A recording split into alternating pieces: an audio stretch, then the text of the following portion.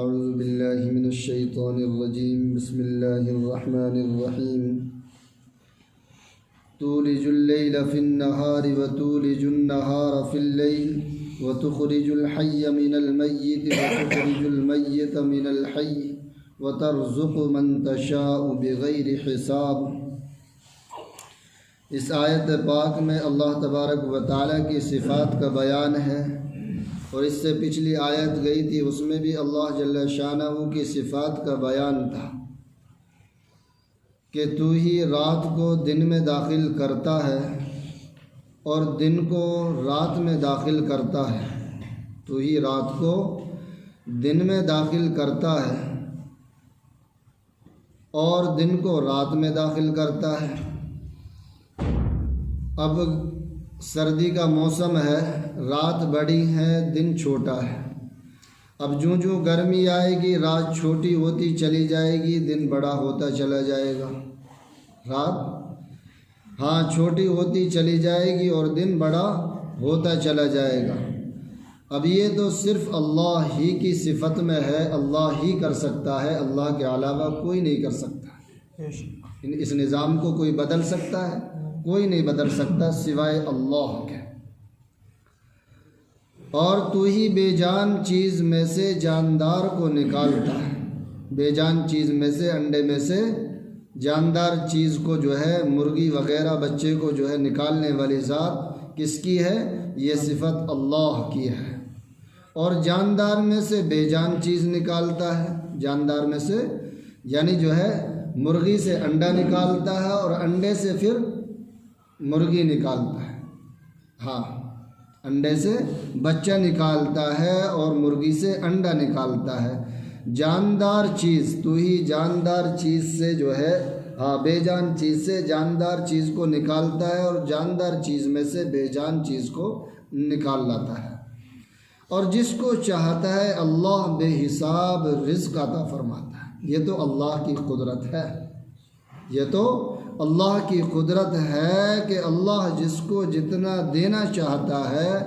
وہ اسے مل کر کے رہتا ہے۔ آگے ایک عجیب بات فرمائی اللہ جل شانہ نے، لا يتخذ المؤمنون الكافرین اولیاء من دون المؤمنین ومن يفعل ذلك فليس من الله في شيء الا ان تتقوا منهم تقاه وَيُحَذِّرُكُمُ اللَّهُ نَفْسَهُ وَإِلَى اللَّهِ الْمَصِيرُ۔ مومن لوگ مسلمانوں کو چھوڑ کر کافروں کو اپنا یار و مددگار نہ بناویں۔ مومن لوگ مسلمانوں کو چھوڑ کر کے کافروں کو اپنا یار و مددگار نہ بنائیں، اور جو ایسا کرے گا اس کا اللہ سے کوئی تعلق نہیں ہے۔ جو ایسا کرے گا، میں آیت کا ترجمہ پڑھ رہا ہوں صاف سیدھا، جو ایسا کرے گا اس کا اللہ سے کوئی تعلق نہیں ہے، الا یہ کہ تم ان سے ظلم سے بچنے کے لیے بچاؤ کا کوئی طریقہ اختیار کرو، وہ الگ بات ہے، اور اللہ تمہیں اپنے عذاب سے بچاتا ہے اور اسی کی طرف سب کو لوٹ کر کے جانا ہے۔ یہاں پر ایک بات صاف طور سے جو ہے لکھی گئی ہے، بتلائی گئی ہے، اور قرآن میں دوسری جگہ بھی یہ بات آئی ہے کہ مومن جو دلی ایک محبت ہوتی ہے، جو دلی ایک لگاؤ ہوتا ہے، جو قلبی لگاؤ ہوتا ہے، وہ غیر سے نہیں کر سکتا۔ سمجھ میں آ رہی ہے بات؟ میں صاف اس لیے بتا رہا ہوں کہ اس میں گنجائش کسی بھی تفسیر میں نہیں دی گئی، ذرہ برابر بھی۔ جو ایک دلی اندر سے جو ایک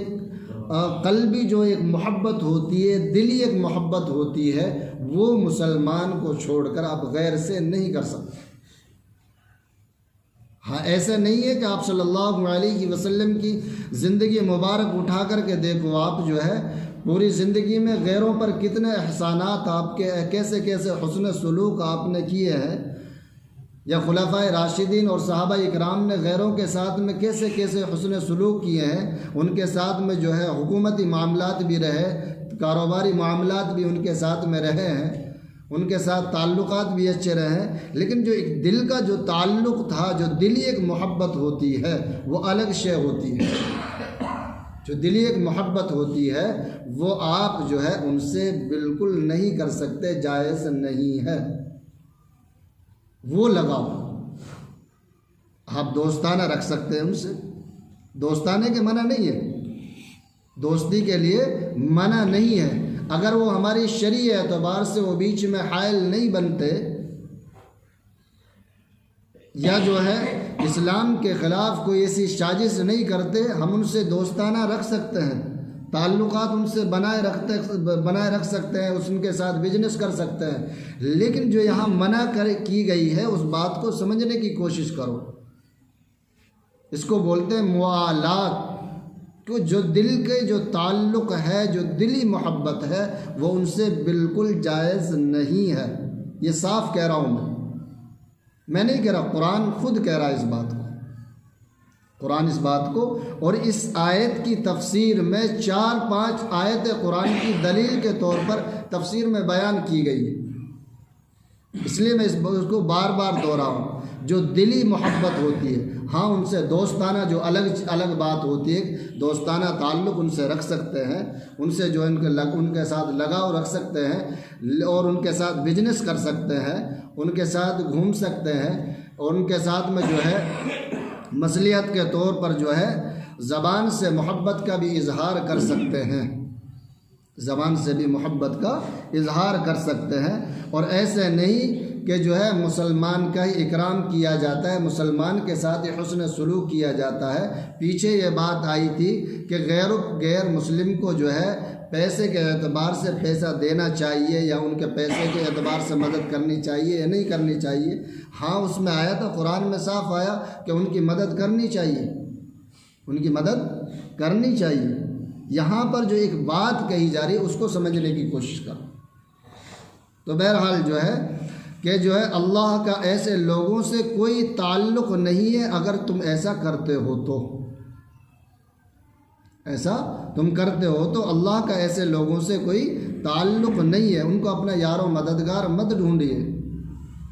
یار و مددگار اپنا بھائی جو ہے ایک مسلمان ہو سکتا ہے، غیر ہو سکتا ہے، لیکن اس میں جو ہے وہ یقینی بات نہیں ہے، وہ یقینی بات نہیں ہے،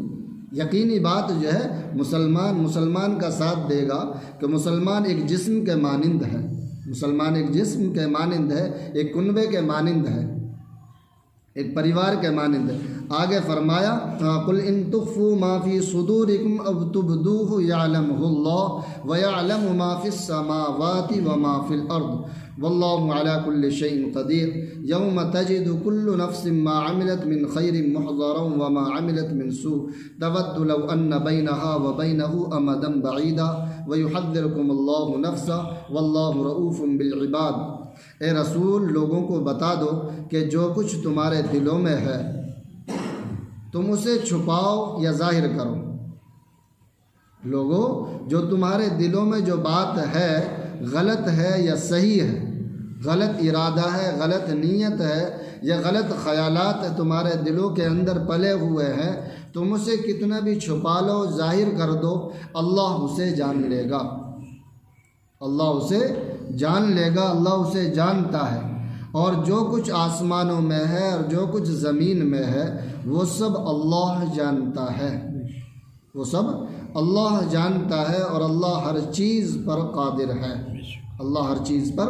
قادر ہے۔ آگے فرمایا وہ دن یاد رکھو جس دن کسی بھی شخص نے نیکی کا جو کام کیا ہوگا اسے اپنے سامنے موجود پائے گا، اور برائی کا جو کام کیا ہوگا اس کو بھی اپنے سامنے دیکھ کر کے یہ تمنا کرے گا کاش اس کے اور اس کی بدی کے درمیان بہت دور کا فاصلہ ہوتا، اور اللہ تمہیں اپنے عذاب سے بچاتا، اور اللہ بندوں پر بہت شفقت رکھتا ہے، کیونکہ اللہ نے پہلے ہی بتلا دی یہ ساری باتیں تاکہ بندے کے اس بات سمجھ میں آ جاوے کہ میں اللہ سے بچ نہیں پاؤں گا، اس لیے میں کیوں گناہ کی طرف جاؤں، میں نیکی کے راستے کو کیوں چھوڑوں، میں کیوں جو ہے شریعت کے خلاف کام کروں، کیوں میں شریعت کے طریقے کو چھوڑ کر کے زندگی گزاروں۔ اس لیے اللہ نے کہا، اللہ بہت شفقت اور مہربان ہے کہ تمہیں پہلے ہی اطلاع دے رہا ہے، اللہ تم قیامت کے دن میرے سامنے موجود ہوں گے۔ وہ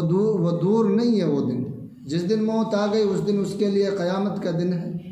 کیونکہ اس کے پاس کوئی پھر وقت نہیں ہوگا۔ یہ مت سمجھے کہ ابھی تو بہت دن ہے قیامت کے، نہیں بھئی، جس کی موت آ گئی اس کے پاس تو اب وقت ہی نہیں ہے اچھے برے کرنے کے، اس کے لیے تو وہی قیامت ہے۔ تو اس لیے جو ہے اللہ پہلے ہی تنبیہ کر رہا ہے تاکہ بات ہماری سمجھ میں آ جاوے۔ اللہ تعالی ہم سب کو کہنے سننے سے زیادہ عمل کی توفیق عطا فرماوے۔ اور یہ سورہ آل عمران چل رہی ہے، اب حضرت عمران علیہ السلام کے پریوار کی بات اب آگے آ رہی ہے۔ اگلے رکوع میں جو ہے یہ وہی باتیں جو ہے شروع ہوں گی جس کے نام سے جو ہے سورہ آل عمران ہے، یعنی حضرت عمران علیہ السلام کی اولاد کا تذکرہ، حضرت عیسیٰ علیہ السلام کا تذکرہ۔